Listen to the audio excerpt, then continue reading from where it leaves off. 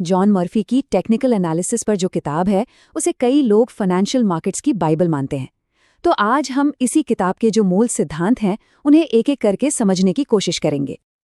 अच्छा, जब ज्यादातर लोग पहली बार मार्केट चार्ट्स को देखते हैं तो उन्हें क्या नजर आता है? बस ऊपर नीचे जाती हुई लकीरों का एक उलझा हुआ जाल, है ना? एक ऐसी पहेली जिसका कोई मतलब निकालना लगभग नामुमकिन सा लगता है।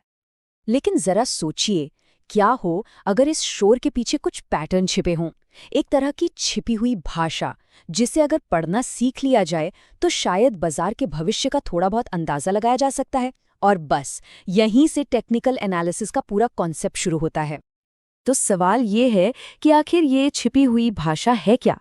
देखिए, ये सिर्फ कुछ टूल्स या टेक्निक्स का सेट नहीं है। ये बाजार को देखने का एक पूरा नजरिया है, एक अलग ही फिलॉसफी है। जॉन मर्फी के मुताबिक टेक्निकल एनालिसिस का सीधा साधा मतलब है चार्ट्स को पढ़ना, बाजार के एक्शन को समझना, ताकि आगे के ट्रेंड्स का अनुमान लगाया जा सके। ये इस बात पर फोकस करता है कि क्या हो रहा है, इस पर नहीं कि क्यों हो रहा है। अब ये पूरी की पूरी फील्ड ना बस 3 बड़े आइडियाज पर टिकी है। पहला, किसी भी स्टॉक की कीमत में उससे जुड़ी सारी जानकारी, चाहे वो अच्छी हो या बुरी, पहले से ही शामिल होती है। दूसरा, कीमतें यूं ही बेतरतीब ढंग से नहीं चलती, वो एक ट्रेंड को फॉलो करती हैं। और तीसरा, कि इतिहास खुद को दोहराता है, क्योंकि इंसानी मनोविज्ञान यानी डर और लालच वो तो सदियों से एक जैसा ही है।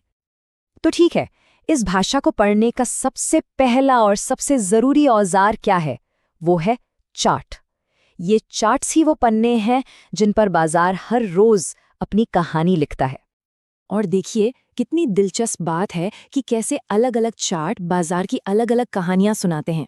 जैसे एक सिंपल लाइन चार्ट है, वो बस ट्रेंड की एक मोटी-मोटी दिशा बता देगा। लेकिन वहीं दूसरी तरफ एक कैंडलस्टिक चार्ट, वो तो एक ही दिन के अंदर खरीदारों और विक्रेताओं के बीच हुई पूरी जंग दिखा देता है।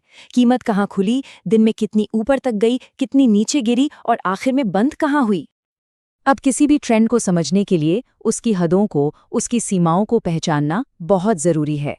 सपोर्ट वो लेवल है जहां खरीदार एक्टिव हो जाते हैं और कीमत को और गिरने से रोकते हैं, एक तरह का फ्लोर।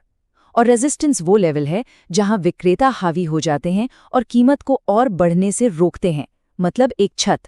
ये सपोर्ट और रेजिस्टेंस किसी भी चार्ट की एबीसी की तरह हैं। और जब एक बार ये सपोर्ट और रेजिस्टेंस जैसी सीमाएं समझ आने लगती हैं, तब चार्ट पर बनने वाले पैटर्न्स को पहचानना आसान हो जाता है। ये पैटर्न कुछ और नहीं बल्कि बाजार की वो कहानियां हैं जो बार बार दोहराई जाती हैं। इन्हीं सीमाओं के बीच में ना कुछ क्लासिक पैटर्न उभर कर सामने आते हैं, जैसे हेड एंड शोल्डर्स पैटर्न, जो इशारा करता है कि शायद तेजी का दौर अब खत्म होने वाला है, या फिर ट्रायंगल और फ्लैग जैसे पैटर्न, जो ये बताते हैं कि बाजार बस एक छोटी सी सांस ले रहा है अपनी अगली चाल चलने से पहले। हर पैटर्न की अपनी एक कहानी है, अपना एक मतलब है। लेकिन सबसे जरूरी बात यह है कि ये सिर्फ लकीरें या कोई डिजाइन नहीं है। हर पैटर्न के पीछे इंसानी भावनाएं, खासकर लालच और डर काम कर रही होती हैं। ये खरीदारों और विक्रेताओं के बीच जो खींचतान चल रही है, उसका एक विजुअल रिकॉर्ड है। तो मान लीजिए कोई पैटर्न दिख गया या ट्रेंड समझ में आ गया, लेकिन सवाल ये है कि क्या उस पर भरोसा किया जा सकता है? क्या वो सिग्नल वाकई मजबूत है? यहीं पर बात आती है कंफर्मेशन की, यानी पुष्टि करने की, जिसके लिए एनालिस्ट दूसरे डेटा पॉइंट्स का सहारा लेते हैं। और इसमें सबसे पहले देखा जाता है वॉल्यूम को, यानी उस दिन कितने शेयरों की खरीद बिक्री हुई। सोचिए, अगर कीमत तेजी से बढ़ रही है और साथ में वॉल्यूम भी जबरदस्त है, तो ये एक बहुत मजबूत संकेत है। इसका मतलब है कि उस चाल के पीछे दम है, कन्विक्शन है। लेकिन अगर कीमत तो बढ़ रही है पर वॉल्यूम एकदम सुस्त पड़ा है, तो वो संकेत खोखला भी हो सकता है। वॉल्यूम के अलावा एक एनालिस्ट के डैशबोर्ड पर और भी कई मीटर्स होते हैं, जैसे मूविंग एवरेजेस, जो छोटे मोटे उतार चढ़ाव को हटाकर ट्रेंड की असली दिशा दिखाते हैं। फिर है आरएसआई, जो ये बताता है कि बाजार में जोश कहीं जरूरत से ज्यादा तो नहीं हो गया, यानी कहीं मार्केट ओवरबॉट या ओवरसोल्ड तो नहीं। और एमएसीडी, जो ट्रेंड की रफ्तार, उसके मोमेंटम को पकड़ता है। ये सब मिलकर बाजार की एक बहुत साफ तस्वीर बनाने में मदद करते हैं। तो हमने चार्ट्स, पैटर्न्स और इंडिकेटर्स की बात कर ली, लेकिन जॉन मर्फी कहते हैं कि जो सबसे शक्तिशाली टूल है वो इन सब से कहीं बढ़कर है। तो एक एनालिस्ट की टूल किट में ये सब कुछ है। चार्टिंग है, ट्रेंड एनालिसिस है, पैटर्न रिकग्निशन है, वॉल्यूम और इंडिकेटर्स भी हैं। लेकिन जॉन मर्फी कहते हैं कि इन सभी औजारों के बावजूद एक सबसे ज़रूरी चीज़ है और जिसके बिना ये सब कुछ अधूरा है। और वो चीज़ है डिसिप्लिन, यानी अनुशासन। इसके बिना दुनिया का सबसे बेहतरीन एनालिसिस भी किसी काम का नहीं है।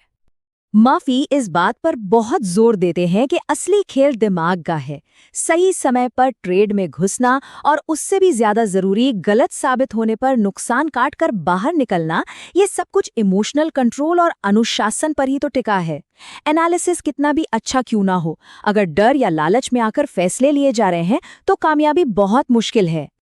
तो आखिर में ये एक सवाल बचता है, क्या टेक्निकल एनालिसिस भविष्य देखने का कोई जादुई तरीका है, या ये बस हमें उस भीड़ के मनोविज्ञान को समझने में मदद करता है जो बाजार को चलाती है?